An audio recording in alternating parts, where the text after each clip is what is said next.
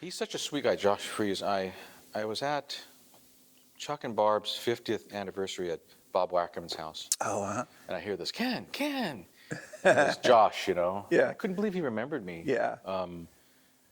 He was so kind and he remembered so much. No matter he's so successful, he must be really good with people. Oh, for sure. Okay. And Yeah. and the time I saw him previous was when Brooks and Jason Freeze were in a show at Knott's Berry Farm. Oh, I don't know fun. if you remember that. I didn't know that his brother played at Knott's. Yeah, there was I can't remember the name of the band, but this was around the time of when Brooks was playing with Steve Vai. Oh, okay. Remember that with Danny Cooksey and I don't even remember that. I don't even know if I knew Brooks played with Vi. Yeah, they had a little band called Bad for Good. So it was, Oh, that's right. I forgot that? about that. Forgot about that. Yeah, I remember that now. remember Danny Cooksey and Yeah, okay. Yeah. yeah, and so they that's the last time I saw Josh, and at that time he was in some cover band. I can't remember the name of the cover band, but he had like one of those little tiny ponytails in the back of his head. It was like 80s, back in the 80s. That's funny. Yeah, yeah. Funny. So I don't really know him really well, but every time he sees me, he always makes a fuss. Oh, that's He's a great. really kind person. Yeah, he is. He is. Yeah, you can tell just by the way he celebrates other people on his social media and whatever that he's pretty not a braggy guy, pretty humble guy, and just is really excited for other people to do well and That's killer. celebrate other people. And I think that's a great, for someone who's so talented, that's a really good feature to have. Yeah, yeah.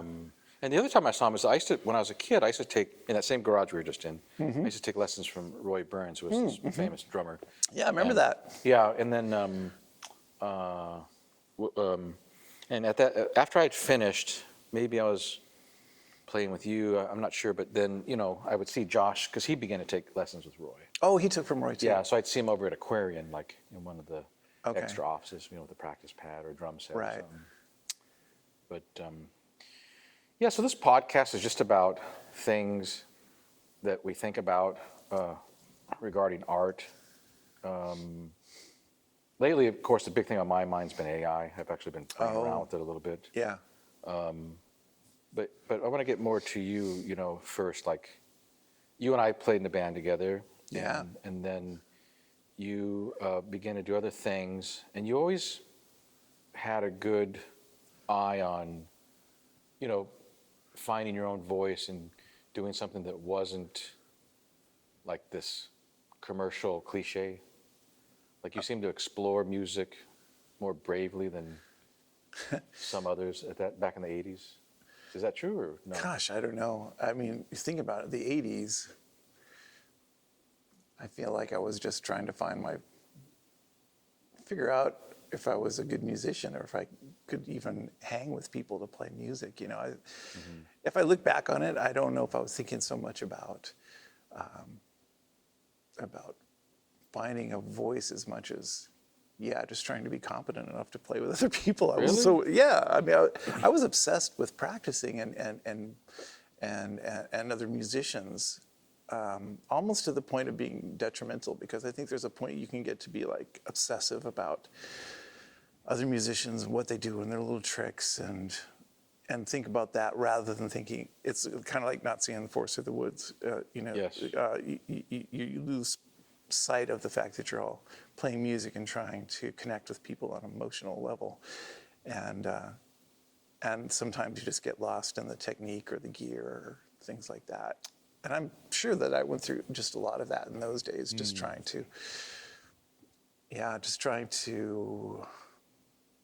be good enough to play with other people. I've always thought you were just a fantastic musician. I mean, let's go back there a little bit. Like, what was your setup gear-wise when you were in that garage? Oh, God.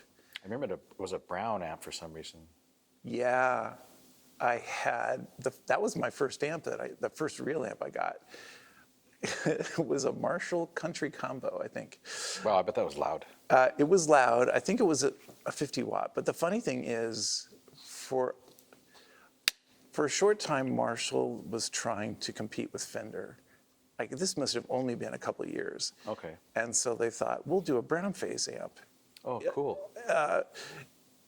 And at the time, really all I just wanted was a regular Marshall, but this came up on, I think I used to buy gear through the recycler. Yep, we all did. So That was the internet back then. Yeah, that was like Craigslist, but there was no photos or anything. You just had to. True. You just I had to. forgot about those, just yeah, words. Yeah, it was just words. So you just had to kind of, you see the ad for there's Marshall, and it's within the price range I want. Yeah. I don't like it. Just says Marshall amp, 2 amp, 50 watts. I'm like, cool, I'm there. And so I remember it was like I finally talked my parents into buying me an amp, and so we go out to I don't know where the hell it was, somewhere where you never go. If you live here, like you never go to like Tarzana or West Covina or someplace like that. Like we never go there. You know, Us Orange County people, especially. Yeah. Like, it was somewhere like in Placenta or something. Like I don't know. I love Placentia. It was some area we never. So we make our way out there. Like we had to use our Thomas Brothers guide to get the hell out there. That was our map system. Yes. And so by the time you get out there, there's no turning around. It's like I got my dad in the car. He's got $300 in his pocket. It's a Marshall, and I go and see this brown amp. I'm like, what the fuck is this? Really? He's like, well, it's a Marshall amp. I'm like, I've never seen a brown one before. And then That's huge. It was only later that I learned it was like they were trying to compete with Fender or whatnot. And so I was like the only guy I ever met with a brown Marshall amp.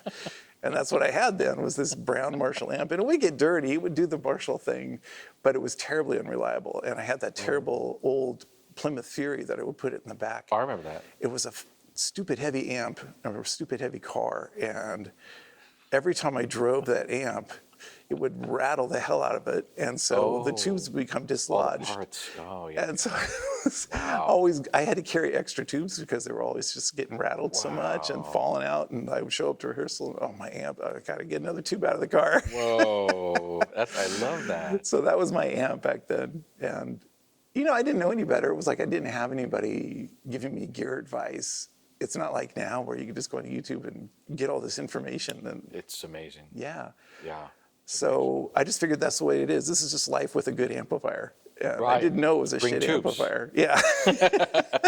I love that. You never told me that back then. Yeah. Well, I didn't know. I think I was a little bit embarrassed. I was like, or I just was like, well, this is just life with an amp. I don't know. Any Right. better, I love that. So, so I had that. And then my dad and I built a pedal board. I don't know if you remember the giant pedal board that I had that we had built. Oh, yeah. And He helped you?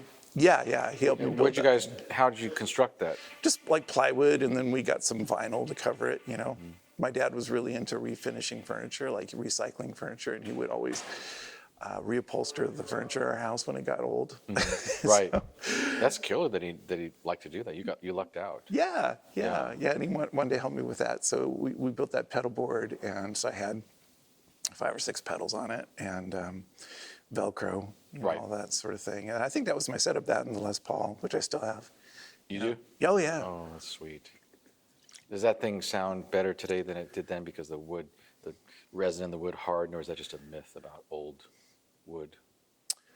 I haven't ever compared it to a current Les Paul. I have older Strats too, not like super collectible ones, but I have a Fender jazz bass or a Fender P bass from the 70s. That's a nice It's artifact. beautiful, yeah. It's a beautiful sounding instrument. Yeah. And that's not even like the wonderful period of Fender. Like this is post CBS, so but it's still super heavy and just plays great. And I think you'd be hard pressed to find a brand new like American Fender that sounds as good as that one does. Right. I think that I don't know if it's the density or I think it has to do with maybe the quality of wood that was being used. That's a good point. In the 70s and 80s and 60s and 50s for sure. I mean, it's agriculture in a sense, right? I mean, Yeah. And then they started putting limitations on that kind of wood, and then wood started getting really, really expensive by the 90s, I think. And Other things that changes laws about what kind of glue they're allowed to use. glue, Skateboarding and then that happened. oh yeah, that makes sense. Yeah, and then some wood was just completely outlawed, like for a while. Where you couldn't get because it's too hard rosewood. it's too scarce. Yeah. Oh. Yeah. So wood would come off and on the scarcity exotic wood lists, and so back then I think the wood was better quality. Like, Right. because it was, you didn't have to price out a bunch of different types of species of wood. So Right. I don't know. I think that might have something to do with it, but I don't know if the aging affects it that much. It certainly affects the color. Like all the bands on that Les Paul that used to be whiter, like this cream yellow color at this point, Just maybe oxidation or something. Yeah. Yeah. Right. Wow. But it's a quality instrument. I mean, Yeah. I'm still happy I have that. And so, we did that thing, and then you went on and you did compilation records with like the Residents, and Right. I remember you liked Holdsworth. Oh God, yeah, that was high school, and yeah, and just after I went to that whole kind of fusion era, Jeff Beck, Wired Yeah. era, Holdsworth, Return to Forever, that kind of stuff. Yeah. Yeah.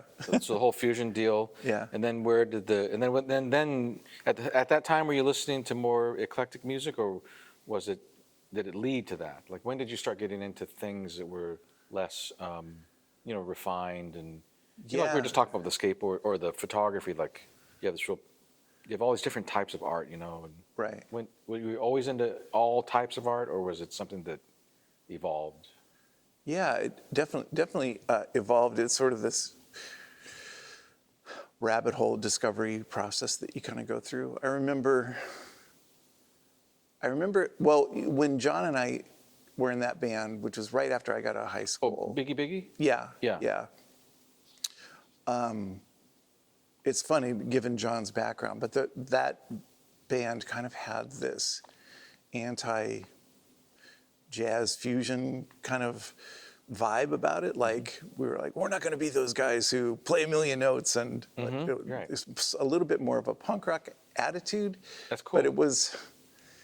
But still, everything sounded like, we had a stick player in the band, for fuck's sakes. I mean, it was still going to be, notey and a little bit on the prog side of rock. So, And it was. Yeah. I went to a few of those shows. It was really amazing. Yeah, I mean, it was another level of, because I played with you, Yeah. and to hear you making music like that, it became this other, like a new fusion in a sense, or I don't know exactly how to explain it, but it was, yeah, Well, a lot of that I think had to do with John, because he was doing such an innovative kind of, the drumming. his setup. I mean, everyone flipped out when they saw his Right. drum kit. Remember when he had the Simmons and the toms up above him and all that? Yeah, he still does that sometimes. Yeah. I don't know how that old man gets his arms out. But that was some crazy stuff, and I think that may have influenced that band more than anything. I mean, when I look back and think about it, like the guy who was kind of leading it, this guy Gene, he had some general ideas, but if I really think about it, I think John probably influenced the attitude and the direction of that band more than anything. That's interesting. Yeah. So a drummer can do that. A drummer can really influence the style of a thing. Totally. Look at Zeppelin. I mean, Yeah. I was reading somewhere about the theory going into recording Zeppelin, and Page was always adamant that the drums need to sound as big as Bonham is. Like, That's the interesting. first So thing we have to killer. do. That's the first thing we have to get right. What Everything a else concept! is, My God. yeah, everything else is completely sidelined. If we don't get the drum sound right, we may as well give up. And so they Wow. just They focused. knew that. Yeah, they knew that because they were right, he huh? was such an influential part of that band. Like, we got to get Bonzo sound. Wow. And that's why they would go places like Headley Grange and record in that house with putting the mics up on the landing above them and get that big booming sound. Or Get that room. yeah, or you think about like when the levee breaks, they were putting that through like a big delay, even the kick drum, just to get like this thick, big sound. And yeah, I think John was kind of like that for that band. I mean, it kind of seemed like we were, at the time, the kids in the band, and we were just kind of brought on as, and we weren't hired guns because we weren't getting paid, but it was just kind of like, well, yeah, you guys can be in the band too. But thinking back on it, it seems like You guys yeah, are the talent, though. I thought. I think John Because definitely. you used to play these amazing guitar solos, and then you guys had all kinds of like things you would do on stage. Oh, we did some funny shit on stage. Yeah, there was definitely some Zappa influence there for sure. Yeah. And it's not the kind of thing you'd see at these grimy little clubs in Huntington Beach. Normally it was like punk rock or something like that, you know. It was very sophisticated. I mean, it was a great breath of fresh air, I felt. I think very few people realize that. I mean, I seem to always just be doing some kind of music that no one is like. So there's a few people that are like, oh, I get that, but at that time, there was like this cross between this kind of new wave band, like kind of there was a missing persons element to it. Yes. And then there was this Zappa influence that EP to they it. did. I can see that. Yeah. And your tempos were pretty heart racing, and it wasn't just intricacy for intricacy's sake. I felt that stuff felt good. Yeah. Oh, is that stuff recorded anywhere? I know we recorded one or two pieces. I have no idea where those recordings would be, though. I think I probably have a cassette tape someplace. Wow, how killer. Yeah, It'd be killer to hear that. Yeah, I know we did go into the studio a few times. Maybe someday that'll emerge on YouTube. It could. You know? I remember, John sounded great on that stuff. And there's some stuff that maybe I would, well, I don't know. It probably sounds really dated. I was using a lot of whammy bar in those days, and probably sounds. Well, it is what it is, isn't it? Well, yeah. So I never knew this about you. So do you have are you rough on yourself when you listen to your music? I'm better now. Although if I listen to something I did 5 or 6 years ago, I'll be like, how did I let that go? But in a way, that's good because it's showing. You keeping a certain level of efficiency by doing it that way, or? I think it's. You're trying to progress? Is that what it is? Yeah, I think that's what it is. I think it's the idea of seeing that you're evolving, that you're making progress, that your ears are improving. That, for me, a lot of it is just, at least now when I look back on things, it's not so much compositionally. Usually the compositions or performance I'm usually okay with, although there are now some real niggly performance things that I look back on and think, well, I would have improved that. But it's more of the production side and mix side that I look at now and think about. Because I feel that at this point, that's where I'm really focusing a lot of my area of improve. Really, mixing is pretty fascinating to me. And it's a fucking dark art. Yeah. I mean, even with all the information we're talking about on the web, and it's still not a thing I've really seen clearly represented. Do this. Oh yeah. Like it's you can push volume up and down, but there's way more to it than that. Yeah. I mean, if you go and watch, there's that one mix engineer, Dave. He does the Into the Layer. Oh yeah, I love that guy. You know the guy? I love that guy. Forgetting his last name. Yeah. You can go and watch all his stuff and still not know what the hell to do. No. No. I mean, he'll maybe instantiate a couple plugins, and they're so incredibly subtle. Right. It's on, it's off. I know. It's a world of difference. On, exactly. Off. You're all, wait, what? Yeah, exactly. Pensato, that's his name. Pensato, yeah.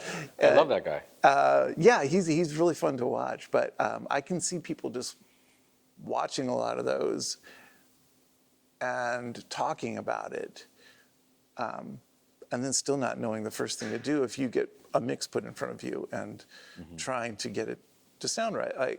There's no substitute for the 10,000 hours, right? That people talk about. Yes. And then if you're in this kind of business or this kind of career path that I've gone on, it's like, well, I put in easily the 10,000 hours on just playing an instrument, but now it's like the 10,000 hours extra I got to put on composing, and then the 10,000 hours I got to add to producing and mixing. It's like it's never ending. Yeah. I think I'm not an expert mixer, but I've just always had to do it because nobody would want to do my music. And the thing I learned recently that really helped me was one of our biggest, I think, obstacles is the GUI. Because you look at that computer and you're on your some delay unit or whatever, and you're maybe playing with saturation. Well, I have it on a 1. It does go to a 9. And then what I heard from maybe it was the layer guy, like, don't even look. Yeah. Just like grab the mouse and just, Yeah. and does it sound different, Because boy, you can really look at stuff and like, oh, I'm going to go and I'm going to low pass everything. Mm-hmm. Yeah, sometimes that's a good thing, but how about every time you low pass, you listen? Yeah. Right. And all that. And Right. Yeah. I mean, when I was first starting to do any kind of mixing at all, I didn't. I mean, this is someone, I started on analog boards and working that way, but then I kind of didn't do it for a long time, didn't mix anything on analog or anything anywhere. I would have other people do it, and then got back into it on computer. And for the longest time, if I didn't have like a equalizer that showed me the current sound wave as it was playing, and then could make analyzer. Yeah, like the channel EQ in Logic will do that. It will show you what your track looks like as you're adjusting your curves. If I didn't have that to reference visually, I would have a hard time, in the mix. Now, I'm relying on my ears more, and I think that's where you turn the corner. Yeah, right. Can it lead you astray, the analyzer? Sure, it's easy to get caught up in that because you'll, maybe you heard Dave Pensato say, if you've got too much energy at, 2K, your mix is going to suffer, and so that gets stuck in your head. But then maybe you realize, oh, well, all the energy from this guitar part is at 2K. If I take that down, right, we lose the energy of the whole song. So, it's just a maturity that I think you develop after doing it a lot, and you just have to be confident with it. That's the hardest part: getting confident. Getting confident with your decisions and just going, yeah, I'm good with that decision. My strategy is I just make really lousy shit, and slowly it just becomes less lousy. The polishing the turd. But I'm not afraid to just fuck it up and it's going. Just That's good. That's a good. Right. I mean, in a way, I think if you can, I think that's a philosophy to help you. In all things creative, but if a mix, you can remember that, okay, I'm just going to save a copy of this mix, this session. I do it all the time. And now I'm just going to fuck with it. Oh, yeah. And then that gets you to a different place of being, as opposed to, okay, I've got to make this perfect, and I've got to deliver it to, if maybe you're delivering it to a client or whatever. For some reason, you're going to be a lot more tense. If you can just do well, fuck it, I'll throw everything at the wall and see what happens, mix. And then that might get you to a new place. It's just that creative process that you have to allow yourself. Right. Yeah. Do you make stuff, you mix stuff, and then do you listen to it to the next day and ever think, oh my God, what the fuck was I thinking? Oh yeah, all the time. I have a rule that if I'm doing any kind of work for a client and I do a mix at night, I do not send that out at night. Right. You don't immediately. Perfect. Send. That never happens. So that's the thing we do in photography, there's a thing about being distant from the thing, right? Being absent from it. You get some fresh eyes, or mixing, be fresh ears. Absolutely. Same with composition too, right? Really. Totally. Because you're on it. You can easily become too close to a thing. Oh yeah, you kind of eventually build that into the process, which is kind of that maturity that goes along with it. I'll like this week I was doing some music for a client, and I wrote a couple of the pieces, and then just finished for the day. I knew I wasn't going to get any further. At a certain point, you kind of, part of that maturity, you realize when you're useless. And so you're like, okay, well, maybe I will be useful again in 3 hours, but for now, I'm just going to stop. Right. And then the next morning, then I'll go and listen to it with fresh ears. And it's often the case someone's like, what the hell was I thinking? Or where's the focus in this song? And and then I make a few mix changes, like, oh, okay, that's the thing that needs to be forward. This thing that I had forward needs to be back here. Your brain has a way of spilling this all out, and you just have to let it spill out. Yes. And then you put on another hat to come back and kind of refocus it and edit it. That's killer. There's I don't know if you've read that Rick Rubin book that's out now. Oh no, I like The Creative Rick Act. Rubin. Yeah. Yeah. He does a great job of kind of breaking down the creative process, which I totally resonated with. I read that and I'm like, yeah, that's what it's like. That's it. You know, it's like almost yelling out loud, like, yes, exactly. He puts names to things, and like the first one he calls, you know, just collecting seeds, where you're just kind of spitting anything out, and you're just like, anything is an idea, and it could be valid, it might not be valid, but you just got to kind of word vomit the thing. Yeah, totally. And it might, you might plant it and something might come out of it, or, you know, it might not. Throw it away. Yeah, and you just like, there's this whole process, and then the next process is editing those ideas, and kind of, that's where the hard work is, and that's where I think a lot of people get stuck. It's like, you get all these ideas out, and it's super fun to do that, but then you have to put on this hat of finding what works in those things. Yes. And that's harder, and that's where your craft really comes into play. And it's really hard to get started in that phase, I find. But if you put a day or so into it, like I had this one piece, this song that I'm working on. I think writing a song is harder than just writing a piece of instrumental music for a game or something. Like actually writing a song that people Your own will song. enjoy. Yeah, Right, yeah. right. And so I had all the seeds for that together, and I had this whole thing. Actually, John has helped me with it. I asked him to just do a bunch of drum beats for me, and then I kind of edited them down, and I got this whole, it took me like a week to edit down all these little seeds of ideas that I had into something cohesive. Cool. But like I was saying, your brain spits this stuff out, and it kind of knows, like you'll start to see these patterns emerge as you're looking at what you spit out. And you're like, oh, this makes sense if I put it over here, or if I turn this around, and like, it's kind of like starting to see the Matrix, to use a hackneyed metaphor. But yeah, it starts to be like, oh yeah, I kind of see what my brain was doing there, where I was like, your brain makes these connections and you're just not consciously aware of them. And I think you just got to get it out.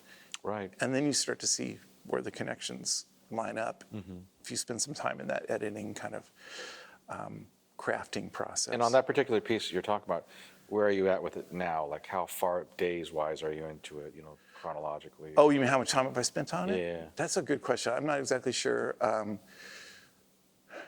because I don't think I really counted the how long I spent on just kind of collecting the different parts. I can tell you just the process though. So one of the, speaking of Bonham, one of the prompts that I just gave to John was like, do a Bonham beat as if he was Brazilian. So I want a Brazilian influenced Bonham kind of feel. And the Bonham tune I used, the Zepp tune I used was Poor Tom off that Coda album. It's got a very, you know, that ba-da-ba-bum-bum-ba-dum-ba-tap-ba-ba-tap. There's very Brazilian street drumming kind of. Yeah. Yeah, it's kind of got that feel. And there's an artist I've been listening to named Renata Rosa, who's not very well known here, but she's Brazilian. And she plays a different kind of this Brazilian folk music. There's a little bit more from Spain than Brazil. And anyway, I'm trying to get her to sing on the song. And so that was the impetus of like, okay, give me this Brazilian thing. And so I took that, and I cut up some little pieces of his thing, and then I came up with I have this idea to make it sort of a Zeppelin-esque Brazilian piece. That's okay. with acoustic guitars. What a concept. So it's all that, because I love that kind of acoustic Zeppelin that not that many people think about. I mean, they think about Stairway to Heaven, but did they think about, you know, that song Friends or Led Zeppelin 3 or some of the stuff from the acoustic stuff from Physical Graffiti, things like that. No, that's brilliant. Yeah. Music. Yeah. Brilliant. Great stuff. I love that kind of grooving with acoustic guitars, kind of. Yeah, I think that stuff's great. So I had this, and Renata's music, there's one piece on her Incantaciones, I think is the name of the album. It's a blue cover that's got a Zeppelin feel. And I was Really? like, what the hell is going on here? That's killer. There's this kind of symbiotic, there's something happening here. So So I had this idea to try and do something like that. So it's been impossible to get a hold of her. I've tried through her booking agent. I've tried her through Instagram. I had a friend of mine translate it into Portuguese. I'm still trying to get a hold of her. So now I've got like a message into the recording studio I know she worked at last week. Like, how do I get a hold of her? Right. So I'm trying to get a hold of her. But anyway, so I've put this at this point, the song is basically complete. I've got lyrics, I've got melody, I've got the whole arrangement and everything. And this will be part of the whole polyhedron project that I've been doing, which is just a collab. The whole idea is to do a collaborative thing with other musicians and bring other musicians collaboration process. Because I have it all written, but Renata could do something if I get a hold of her and might have something that turns the whole thing upside down. And I may completely change that arrangement. Sure, of course. It's all open. Yeah. The art should speak to what happens. Right. Yep. But with that particular project, depending on who I'm going to collaborate with, for the most part, I try to give them as complete a thing as possible to contribute to, because I don't know how much time they want to invest in it. Right. If I can just say, here, you could just sing this for 2 or 3 hours and you'll be done. Or if you want to do more, you can. Right. When I gave that to Nels Cline for the last album, like, he did a ton of shit. He gave me a bunch of stuff. That's killer. And so I had my version of that piece, and then he gave me so much stuff. I just did a whole remix version to include all of his. That's awesome. His work in it, because he just did a lot of really great things. And you don't have any control over how that's recorded, correct? Right. Right. He was collaborating with his wife. She was in that band. It's escaping me. The 2-person band that was big in the 90s, 2 women from Japan. I like chicken, you got to love your chicken. I remember that. Chibomato. Yeah. Chibomato. Right. Cool thing about podcasts is if you don't remember a thing, you just text me later on. Yeah, right. Yeah. Just So put in the links. his wife, she helped him record it, and I think she edited it down. So in a way, she was a collaborator, though he didn't ask me to add her name to it. But so yeah, I don't have any control of how they record it, but that's okay. That's fine. To bounce back to our beginnings, we didn't have to be engineers when we were kids. We envisioned a life of just being a musician. That's not right. having to fiddle with knobs. Now, like, I have some friends who are like some of the top studio drummers in the world, and they all are basically making it out of their garages. They're just recording remotely? Yeah. Yeah. And this is stuff that goes like to Disney and, big stuff. Yeah, sure. So what is it like to have to do that, to wear, because you talked about wearing hats before. Yeah, yeah. And it took me a long time. I don't know if I ever got used to being able to hit record and then go play as if I'm a musician just playing. Yeah. Because in my brain, I'm thinking about, is it peaking out? Is it, Sure. did the hard drive stutter? Right. Does that ever affect you at all, or did you get used to Sure. that pretty quickly? I mean, it's a double-edged sword, because a lot of times I wish that I had, when my daughter was younger, I used to just get her to hit record for me. And You lost that worker, didn't you? Yeah, I lost her. Yeah. My son could do it, but he's too busy. He's doing his own thing. That's so, cool. so yeah, a lot of times I wish I just had somebody just hit record for me, Do you think you'd play differently, or do you think not? I think it's a time issue. I would get to where I want to be faster if someone else is doing it. I can get there, but it just takes a little longer because I'm a little sidetracked. Right. But you can just set your DAW to just keep looping the part and True. just record every version that you I do that. play. Yeah. The takes. Right. Love the take folders. Right. Yeah, Right. Yeah. love that. So you can do that, and it's possible, and that helps you just get in the zone a little bit easier. So yeah, it would be nice to have someone else do it. But I say double-edged sword because I think had I been able to have this technology of a DAW and a computer, unlimited tracks, I would have been doing it a long time ago. Yeah, You true. know? Like I would go back and I think about the records I did with Giant Ant Farm. Akai MG 1214, right? With Giant Ant Farm? Yeah, wasn't that recording the Akai unit? Oh, no, are you talking about the 12 track? Yeah. That was what we had at South Bay Sound in Gardena here. Okay. And they had 2 of those. But Giant Ant Farm was a little bit later, and then we recorded, what did we record? We recorded it. Oh, John Arthur, I'm sorry. Yeah. I recorded drums on one of those things for you. Did you really? Yeah. Oh, Yeah. was that the first cassette we did? Might have been. I have one of your cassettes in my shelf. Oh, funny. Yeah. I know we did some recording with a guy that did play drums there with us for a while, Anthony Arvizu. Do you know Anthony? I don't know him, but I think I played something after that because either he couldn't come do it or we were in between drummers or something. I remember playing some song, Okay. Oh, gosh. kind of an up-tempo thing. I Better remember. memory than me. But I remember when we recorded that stuff, like, so we did a couple different cassettes, and then we did a full-length CD, and then another, like, EP after that. And I just remember being so frustrated that the production never turned out the way I wanted it. Your vision. And had I had access to what I have now, I would have been able to do that. And I just wish that I had access to that at those times, you know, because you have limited time in the studio because we didn't have any money, and so you just That changes the product. Yeah, it really does. Right. And you know, you've been in this band, and we've all been playing the songs forever. So in theory, it should be perfect, right? Like, you should be able to just go in and get the right feel with the people that you've been playing this music with, and in a sense, that gets you part of the way there. But then I had all these other ideas about what to do with production.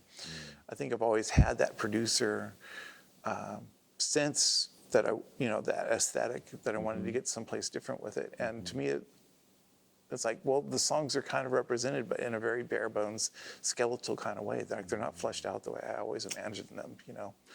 Right. So, yeah, while it is a bit of a burden, I think it's better to have those chops to be able to learn how to do that stuff, to see your vision through. If you're that kind of person, not everyone is that kind of person. True.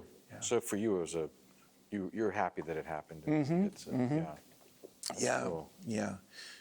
I mean, just going down that rabbit hole of virtual instruments, and then adding that on top of, you know, in the box processing now and where it's at now compared to, you know, even when I started really getting serious about it, you know, going back 15 or more years to the in the box kind of recording. It's just come so far. I mean, you know, compare early Waves plugins to what we have now. It's scary. It's quite a leap. Yeah. I had my damn video on the whole time. It wasn't recorded, but it's just Oh. yeah. So like it's getting all hot. Oh. Yeah. I remember. I got to know Bunny Burnell pretty well. Oh, right, He and I yeah. both have kids who are the same age, so we'd hung out a lot for quite a few years. And I remember he was selling all his rack gear back in 2000 something, and I thought, why is he selling all this shit? And he knew. Oh, the computers were. Yeah, like it was starting to. Oh, it sounds good in the box, you know. And Right. and I was like, what? You're really better than Lexicon, better than you know. But he was right. I mean, it got to a point where it was all usable, the stuff that's in the box. Yeah. Right. Man, what a revolution. And you look at a studio, I've taken studio classes at this college, and what a studio looks like. I mean, they kind of have one here that kind of looks like a studio, but nothing what I remember being in when we were kids.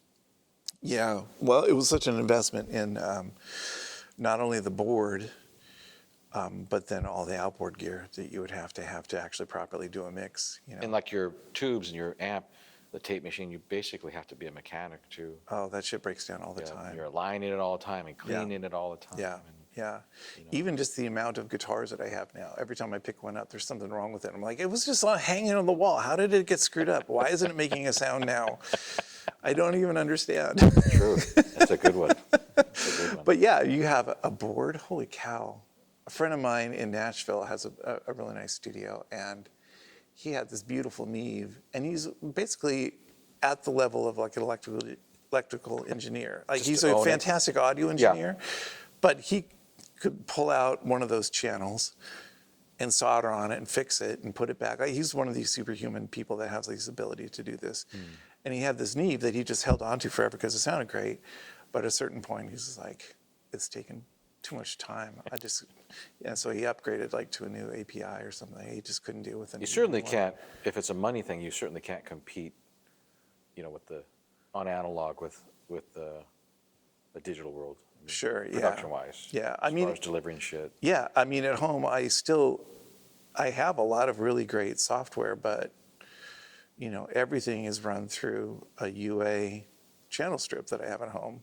Because I don't record that, I don't need that much I/O. You don't at need home. a bunch of inputs. Yeah, so I have this one single channel universal LA 610 is the LA2 compressor plus the 610 preamp. Yeah. Everything sounds good through it basically, but I have another Summit preamp that I use and a couple other compressors, so I have some options, but I don't need that much. But the point being is I don't necessarily rely on the sound going in to be manipulated on its way in by software. You choose to use the hardware going in. Yes. After that, then I'll play with it. Yeah. And in the photography world, it's the same. If you photograph certain things, they put an aesthetic on there that you're happy with. And it's way less work on the back end. Yeah. Because in a sense, digital, and it's the same in audio, digital's so wide open that it's overwhelming. What do I do with this sound? Do I make it warm? Do I make it Neve? Do I make it, there's so many things you can do with it. Right. Sometimes it's easier to make decisions on the front end. Yeah. That's kind of what I've been doing a lot lately. Is just because I think that's maybe another sign of maturity when you're early on, and you're like, I don't know how this is going to go. Like maybe I want this sound, maybe I want that sound. So I'll just record very neutrally, and then I'll play with it later. And then you get to a certain point, you're like, I don't want to play with it later. I just want to get it in sounding Such a good. trap. Yeah. Time's important. Yeah. So tell me about this work that you did that I had the thing on I was listening to your music, this guitar orchestra that you're doing. Oh, yeah. Yeah. Thanks for listening to it. Yeah. It's phenomenal. Thanks. How did it come about? How did it come about? So let's see. I had just finished that polyhedron record that came out last year. So I had just finished that, and I think, so this came from when I was writing some music for Facebook. We would get these prompts like, the music department they would give us like a list of things. And one time the list came in and it was minimalist type of music. And I thought, well, that's odd. Why do you guys want minimalism? And this is for their sound collection, which they have a collection of, tens of thousands of songs that people can use in their own videos and Instagram or Facebook or whatever. So I was like, okay, I'll try doing something kind of minimalistic. And I tried some things, and it reminded me, when I got started doing it, reminded me of that Steve Reich record, Different Trains. And on that record, the first half of the record is with Kronos Quartet, and the second half is with Pat Metheny, this piece called Electric Counterpoint, which was written for him for playing guitar. And it's a bunch of layered guitars. So I thought, well, I'll try doing maybe something like that and see how it comes out. So I kind of did these.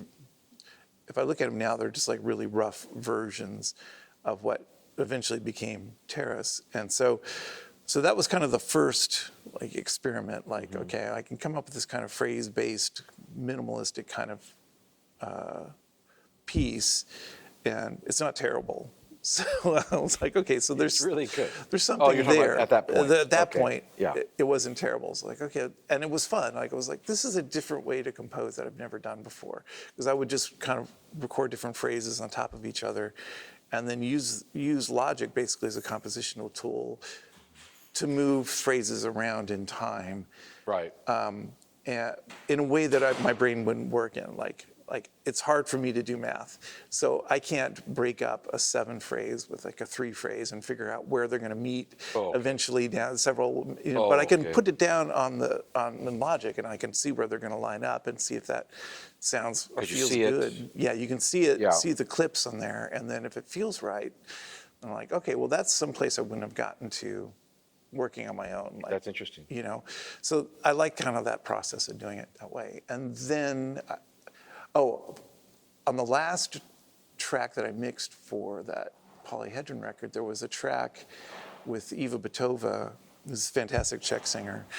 And the last thing I added to it was this little guitar part, and it didn't sound right.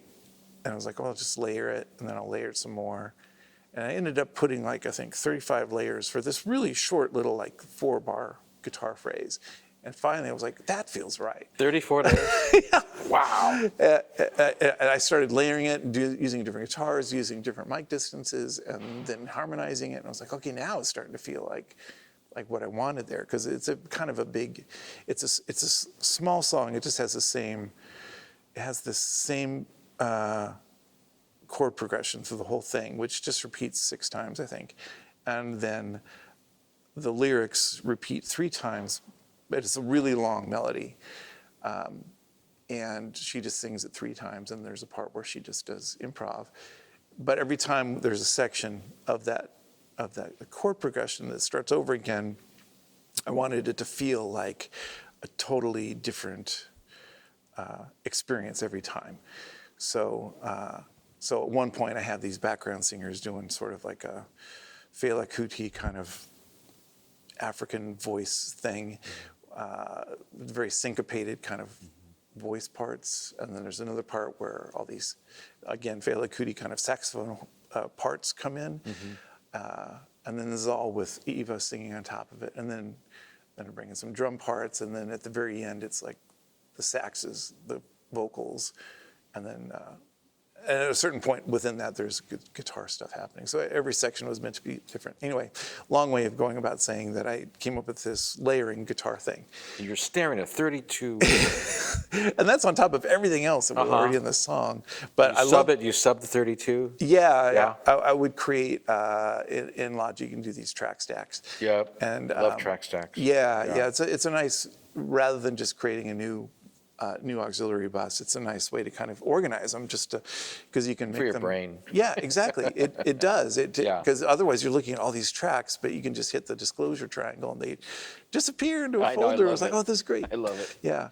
So I had those 2 things in my mind, and then I started thinking, oh, I should maybe play with that layering thing. You liked it? Yeah, I liked it. What did you like about it? I liked trying to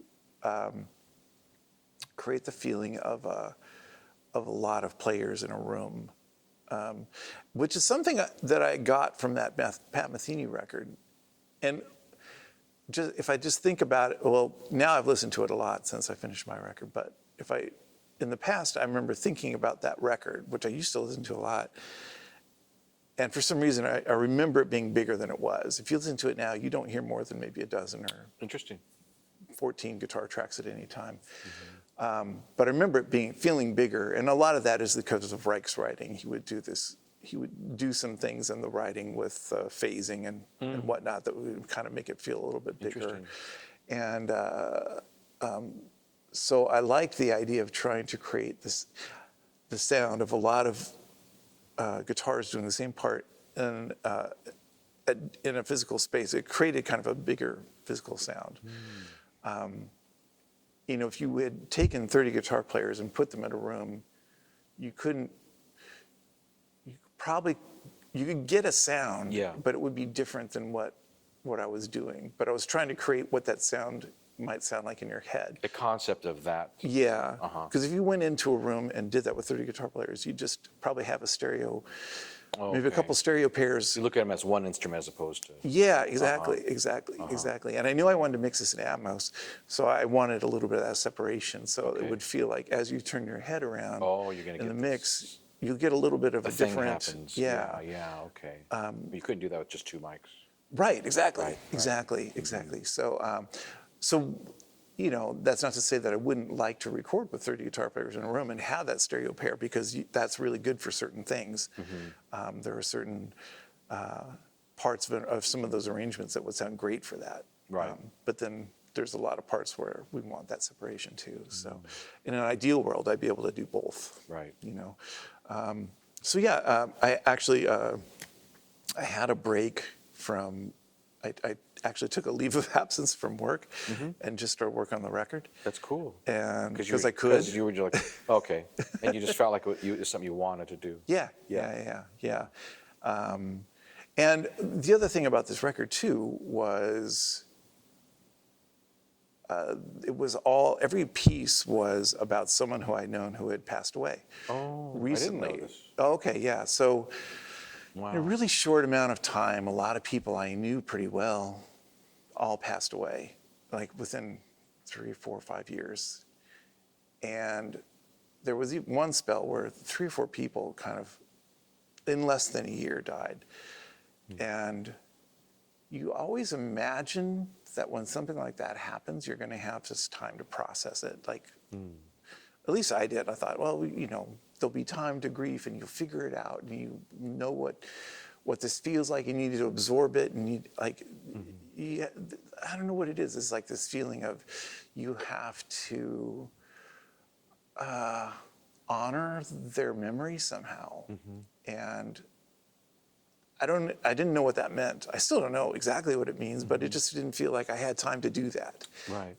Right. And so one of these people was my dad. One of these people was Hardy Fox, who was in the residence, and really was one of the people that believed in me early on. Like, I think Chuck was one of those people too, but Hardy was another person. And So like a mentor. yeah. Like if Hardy hadn't been encouraging, because he was the one I was in touch with about doing that Residence tribute record. The first one? Yeah. And then when I moved to the Bay Area, like, he basically helped me, like, work for them, work for Ralph America. Like, he believed in me. And I often think, where would I be if he hadn't believed in me? Like, if he had not embraced me and just kind of blew me off as some other dumb fan, like. He saw something. Yeah. There was something there. So, I got to honor that, and that person and what that relationship meant, And I didn't really know how to approach it. And it sounds really cheesy to think, well, I'll just write a song about it. Why is that cheesy? I don't know. I mean, it seems like a lot of people maybe just, well, this is about a song about someone that died. And I don't know. It seems a little hackneyed, maybe, just even though people are probably very, very earnest about it. I think there's something maudlin about that as well at the same Really, time. it's interesting. I think that anything that would come out of you regarding somebody that meant that to you would be sweet and beautiful. Well, that was what I hoped for, and I wanted to make something that honored this time we had together, you know. And whether that turned out to be something that was going to be good for releasing, I wasn't really thinking about. It was more like, it was almost like the process of doing these repetitive phrases over and over again and recording them. And every time I did, I was really thinking about this person for each one of those. I knew whose song I was doing when I wrote them. And so it was sort of this meditative. I was going to say, it's almost like a chant. Yeah, absolutely. Right. Yeah, it was like this kind of mantra. Right. Musical mantra. And so when I would record them, I was thinking about this person a lot and thinking about, memories that we had together and things like that. And that seemed to be like an important part of that process of dealing with the memory of that person. Crazy. And for me, it was like what I had to do, That's crazy. Yeah. I wonder if that's what I heard. Yeah, maybe. You never told me that, but there's something about it. I actually called you up. Yeah, I never call you up and I, just because I always think you're busy or whatever. And, right. But there was something about that work that I was like, man, this is really good. Oh, thanks. I mean, it meant a lot to get your call and just to hear that it moved you, because you put that kind of thing out there. Like I said, I haven't been thinking about what kind of response it would have. I just thought, well, this seems like a beautiful thing, and I want to honor these people. And I didn't really. Everyone, I mean, I've had a surprising response to it. Everyone who's reached out and told me that, you know, they didn't have to, like you know, they didn't have to get a hold of me. But I've had some people, you know, get back to me and they're like, yeah, that was really, you know, I really enjoyed this. Even people who like electronic music and things like that, they listen to EDM or whatever, they're like, this kind of has that quality, but it's not synths, you know. That it does, and you know, some people don't know that I remember I bounce around this podcast, you know, when I had maybe it was Wackerman's sampler in my house, I can't remember, but you came over and you did some stuff where you had a little LL Cool J moment where you sampled. Oh, I remember that. What was it? It was like something about the beat. And who was that talking? Oh, well, I know. It's all about the beat. Jack Kerouac? Was it Kerouac or somebody?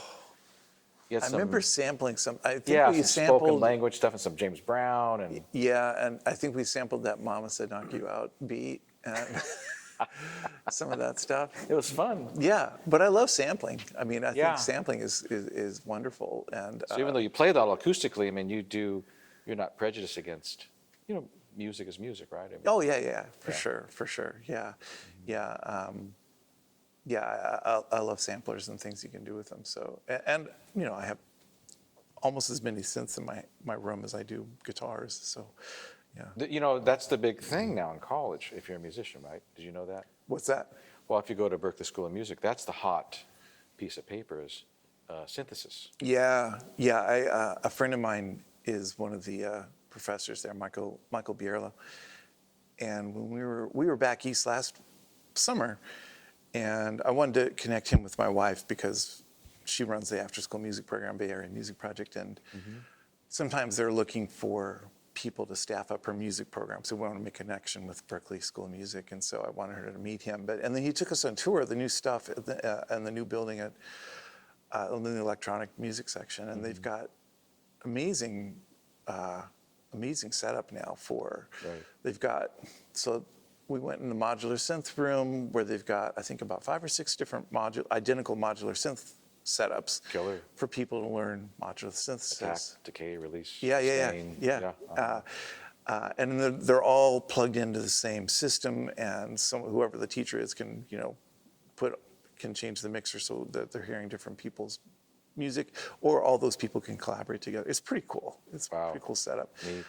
But they even have like a whole setup for people to learn how to create circuits and electrical designs for synths or whatever. Physically do that. Yeah, they have a whole soldering room and everything for people to learn that. And there's some really interesting stuff going on there with crazy. synths. Well, that brings me to the last question. Yeah. Because I have to do that because you and I will talk until the sun goes down. I know. Which is, you know, what are your thoughts on AI? Oh. Have you played with it at all? What are your thoughts on it? I have played with the DALL-E image thing, and I actually use it because I do this little YouTube series called Ghost Notes, where I just talk about stuff that's I gotta interesting watch to me. that. Okay. Oh, Cool. okay. Yeah. Cool. You know, Ghost Notes. Ghost Notes. Okay, It's I'll on watch that. YouTube. Yeah, it's I'll subscribe to that. I just cover things that are about mixing or about the creative process. Cool. Things that I think are interesting. I don't cover new gear. Like, there's so many people that do that. Oh, and that's a job in itself. that's totally a job in Yeah. itself. Yeah. And I don't think I'd bring anything interesting to that. So I just talk about the things that I think maybe someone will find interesting. So all the cover images for that series, whatever the topic is, I'll plug a phrase into DALL-E and try and get some kind of image out of it. And does it work every time, or what's that process? Yeah, it doesn't work every time. Yeah, it doesn't, does it? Yeah. I do stuff with AI, and it's not Yeah. perfect yet. But you could see how it could. Yeah. Pretty damn close. I saw a hilarious phrase the other day. Like, it was aimed at graphic designers or artists. It says, for AI to work, the client actually has to know what they want. So we're good. We've got nothing to worry about. Because famously, clients never know what the hell they want. But it is astounding, like if you look at, because I know you're a literary major. Yeah. If you take AI and you say, make a caption for me about creativity, daily creativity, 59-year-old man playing the drums, you bullet point it. Yeah. It gets, at least one of the paragraphs that it spits out, it's pretty fucking good. Yeah, I know. I haven't used ChatGPT as much, but I did use it for, I was doing I decided to make a audio ad for Spotify. And I didn't want to write the copy. Like, this is hard. So I just gave a few prompts into ChatGPT to give me some copy. It was too flowery and a little bit silly, but it did give me something quickly that I could. Couldn't you say to it like something more? I did. Okay. Yeah, I did do that. You We whittled it adjusted down all a little bit, and Yeah. then I just edited a little bit. It took a lot of the initial creative lift for The word writing. vomit, right? Yeah. Aspect. Yeah, because I didn't want to spend that much time on it. I was just like, okay, maybe this will work for this. So, my wife is using it for grants, for her grant writing. It helps. She can put in a prompt. Get you started. And she can get started. Yeah, exactly. Yeah. And that's the hardest part with writing grants, So I have used it a little bit. I am quite concerned about what it's going to do, especially to library music and that whole industry. I heard that it's going to kill that. Yeah. That's what I heard. I mean, if you think about, I have friends that have huge libraries of well-recorded, beautiful sounding library music with aesthetics, and just like they've thought deeply about this kind of thing and the use cases and whatnot, and put a lot of art and craft into it. And just to watch that kind of effort be lost, I think it's going to affect that industry first. And, for anyone who doesn't know what that is, it's just, if, let's say a small TV show, public TV wants some music for something, and they just want to pay a license real quickly online, they can pay $100 and use this piece for this piece. Use it for a video that they post online or whatever that might be. And then that just scales up from there to a series or whatever. Interestingly enough, the Curb Your Enthusiasm theme is from library music. Oh, okay. So is the music from Always Sunny in Philadelphia. Those are straight library tracks they just pulled. Right. There's a couple of famous ones, but I'm worried about that industry because a lot of engineers and composers and musicians make money doing that, and that could conceivably really go away. I mean, I can see maybe it's not going to affect a lot of those people if AI is just making chill electronic music.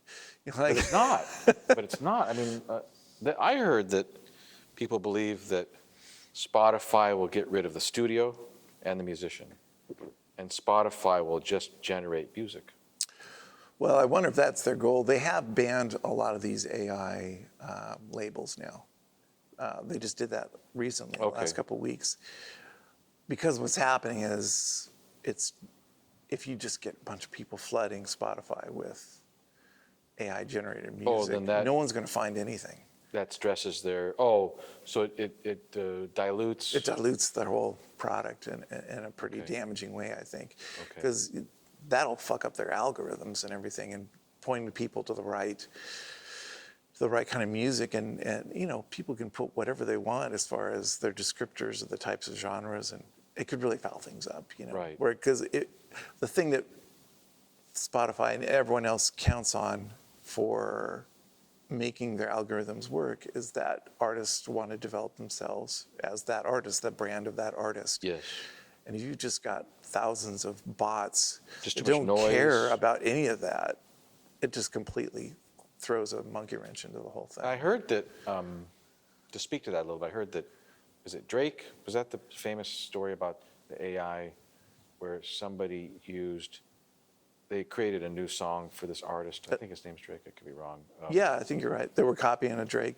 And they song, literally yeah. used just the phonetics of his voice. They didn't have him go and record it. Right. And they put it on Spotify and everything, and it began to rise. Yep. And then that person said, hey, this is an AI thing. Yeah. And then the part that was really sort of scary was that a lot of Drake fans were like, well, I kind of liked it. Yeah, right. So they didn't need Drake. That's right. They didn't need the engineers. They didn't need the musicians. Right. They like what the robot made. How's that going to get worse? Like, the robot's not going to get worse at making pop music. Well, it did take somebody to collect those things and put them together Yes. in an aesthetic way. That artist David Guetta, I think is how you say his name, the electronic music Okay. guy. For one of his shows in the last couple months, he had done something similar where he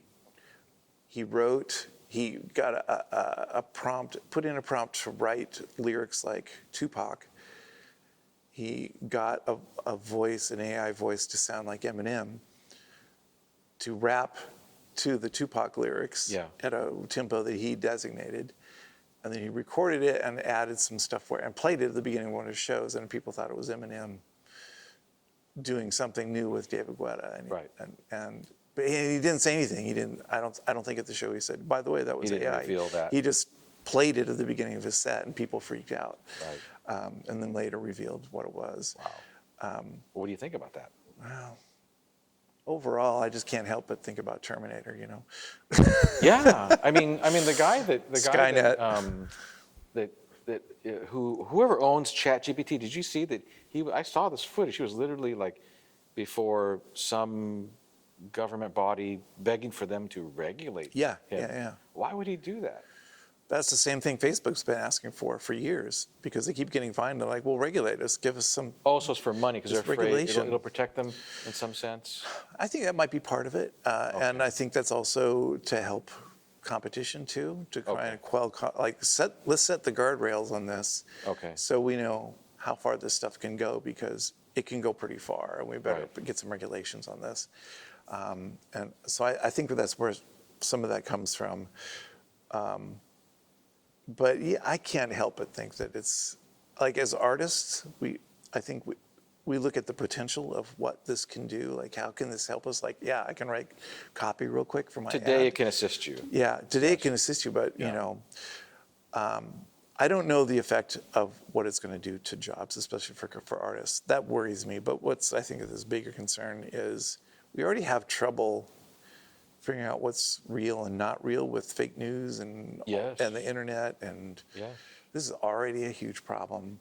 How far are we away from just AI deciding what the news is going to be and then spreading that everywhere? I mean, I'm not necessarily thinking of, AI becoming self-aware. It's what humans will do with it. Yeah. It seems like it's going to be one more step to make it easier to manipulate people. It's like a little digital army. Yeah. Right? Yeah, exactly. For propaganda, Right. Propaganda is like a huge boon to propaganda. Right, yeah. I mean, you don't need to be, you can be very prominent with very little. Yeah, right. Relentless. So, yeah, I think overall I'm skeptical and concerned. I mean, I like the potential of what it could do for creative people, but I think that's too big of a price, probably. Right. I think we're going to be, depending on how this goes, we might be very sorry that this is taken off. And do you think it's something we can put back in the box? That's a great question. I don't know. I mean, it's open source, so the chances of that are probably pretty slim. Right. If it's useful, if it puts money in people's pockets or gives them, if it gives people power, it'll exist. Yeah, right. Yeah. I don't know. I mean, it's certainly interesting, and in a certain sense, it's fun to play around with. Today. Yeah. But you and I, we know that it could be something. Yeah. Oh, yeah. It could be a bad thing. Yeah.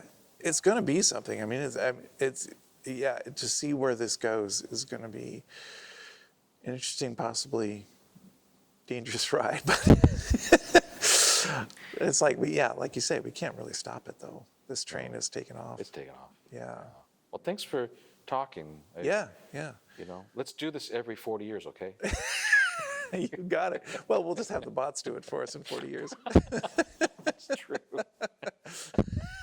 It'll take your brain, the way you think, mine, Yeah. our voices and it'll just do podcasts for Yeah, exactly. Yeah. okay. That should be entertaining. Well, I'll enough. see you on one of those. All right. Sounds good. Thanks, Dren. Thank you.